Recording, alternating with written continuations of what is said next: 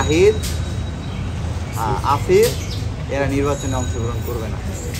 এখন আপনি যদি ঘাটেন পাবেন, পোস্টের স্ক্রিনশট পাবেন, নিউজ লিঙ্ক পাবেন, ডকুমেন্টস পাবেন, ভিডিও পাবেন। জুলাই আগস্টের শহীদদের রক্তের সাথে প্রতারণা ছাড়া আর কিছুই নয়, কারণ তাদের এই নির্বাচনে অংশগ্রহণটা সম্পূর্ণই মিথ্যাচারের উপর দাঁড়িয়ে আছে।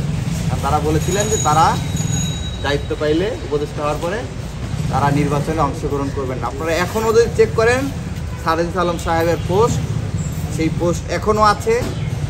8 আগস্ট রাত 9 আগস্ট সম্ভবত তিনি এই পোস্টটা করেছিলেন। তো তারা এই যে মিথ্যাচার করার মাধ্যমে আমরা মনে করি তারা জুলাইয়ের শহীদদের সাথে সম্পূর্ণরূপে প্রচারণা করতেছেন। তারা যখন কোনো একটা রাজনৈতিক দলে যে নির্বাচন করার চিন্তা করতেছেন বা কোনো একটা দলের প্রতিনিধিত্ব করবেন বলে আমরা শুনতে পাচ্ছি, এটা প্রমাণ করে দায়িত্বকালে তারা গত 1.5 বছর ওই নির্দিষ্ট দলেরই পারপাস কাজ করেছেন, বাংলাদেশের জনগণের কোনো পারপাস কাজ করে।